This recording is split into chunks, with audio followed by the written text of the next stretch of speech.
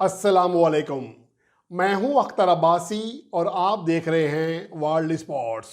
कामरान गुलाम को थप्पड़ मारने के हवाले से हारिस रऊफ का फैसला मैच रेफरी ने सुना दिया। इसके हवाले से तफसील इस रिपोर्ट का हिस्सा होगी, लेकिन इससे पहले हम बात करेंगे भारतीय विकेटकीपर वरीदीमन साहा, जिसने एक साफ़ी के खिलाफ इल्ज़ाम लगाया। एक उनकी जो व्हाट्सएप चैट थी वो शेयर की थी, जिसमें कहा गया था कि अगर वो उनको इंटरव्यू नहीं देंगे, अगर वो उनका साथ नहीं देंगे तो वो भी उनको पुश नहीं करेंगे और उन्हें अपने किए पर पछताना पड़ेगा।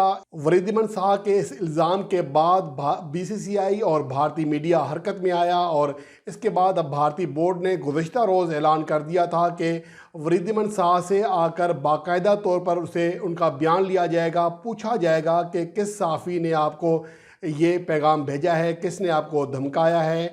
ये अब मामला जो है जब पूरी तरह उछल चुका था, तो अब वरीदमन शाह ने आज हैरानकुन तौर पर यू टर्न लिया। उनका कहना था कि वो किसी का कैरियर तबाह नहीं करना चाहते, इसलिए वो साफ़ी का नाम मंजर आम पर नहीं लाएंगे।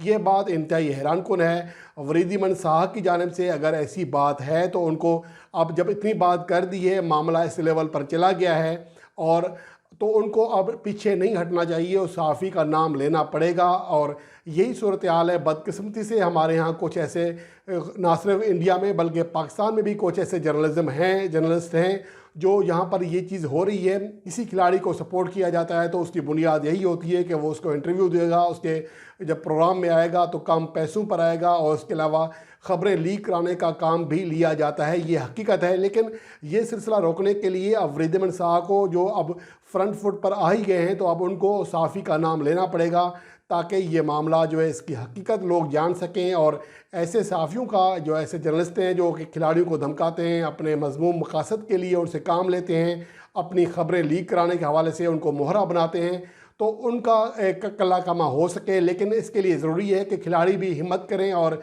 ऐसे लोगों के नाम लें। बहरहाल अब वरीदमन शाह जिनके ऊपर बहुत ज़्यादा प्रेशर है, अब उन्होंने आज बाकायदा ट्वीट की। उनका कहना था कि अब वो उस साफ़ी का नाम नहीं लेंगे। ये इंतहाई हैरानकुन है। अगर ऐसी बात सामने आती है तो फिर बीसीसीआई को भी एक्शन लेना पड़ेगा, वहाँ की जो मीडिया तंजीमें हैं उनको भी एक्शन लेना पड़ेगा वरीदमन शाह के ख़िलाफ़ कि अगर वो किसी पर इल्ज़ाम लगाते हैं तो फिर उनका नाम लेने से क्यों डर रहे हैं। अगर ऐसा मसला था तो उनको ये चीज़ सोशल मीडिया पर लानी ही नहीं चाहिए थी।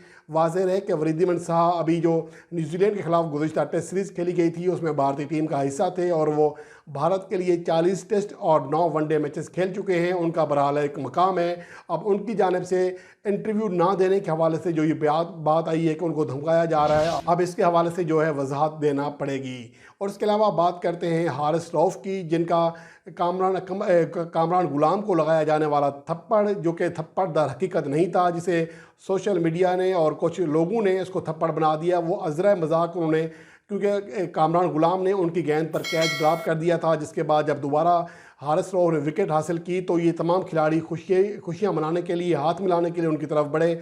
और कामरान गुलाम ने भी जब हाथ बढ़ाया तो उन्होंने हाथ का रिस्पॉन्स देने के बजाय धीरे से सही लेकिन उनके मुंह पर एक ऐसा लगा जैसे थप्पड़ मारा हो और उसको ऐसे एक पुश किया, और जिसके बाद दोनों तरफ से हारिस रऊफ की जानिब से भी हंसी आई और कामरान गुलाम की जानिब से भी, जबकि उस मौका पर मौजूद जो खिलाड़ी थे जिनमें शाहिन शाह अफरीदी भी मौजूद थे, उनकी जानिब से भी ऐसी कोई रिएक्शन देखने में नहीं आया। जिसके बाद ये खुशी मनाने लगे विकेट लेने की। लेकिन इसके बाद सोशल मीडिया पर एक तूफ़ान खड़ा हुआ और हारिस रऊफ के बारे में कहा गया कि वो अपने औकात से ज़्यादा आगे निकल रहे हैं। बहरहाल ऐसा लगता है कि ये एक अज़र मजाक किया गया एक इक़दाम था हारिस रऊफ का, लेकिन उसे बतंगड़ बना दिया गया। लेकिन इसके साथ साथ हारिस रऊफ को इस बात का ख्याल रखना पड़ेगा कि ऐसी हरकत आपको ज़ेब नहीं देती। जब आप इस लेवल पर क्रिकेट खेल रहे हैं, आप अपने साथी खिलाड़ी के साथ अगर ऐसा रवैया इख्तियार करेंगे, अज़रा मजाक ही सही, लेकिन उनको ऐसा नहीं करना चाहिए था। और आज ऐसा ही हुआ। मैच रेफरी ने सोशल मीडिया पर इस बहस के बाद आज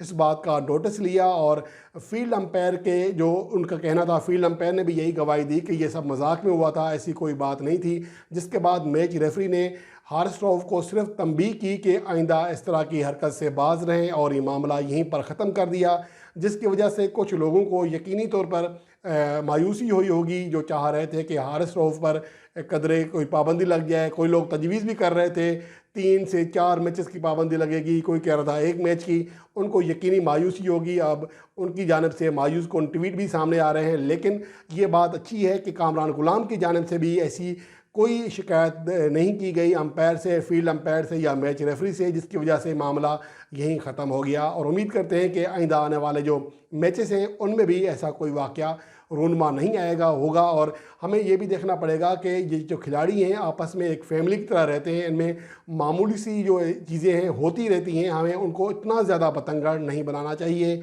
उम्मीद है कि ना सिर्फ हारिस रऊफ़ बल्कि कुछ साफ़ी भी इस बात से सबक सीखेंगे कि हर चीज़ को इस तरह नहीं उछाला जा सकता जिस तरह की उनकी ख्वाहिश हो।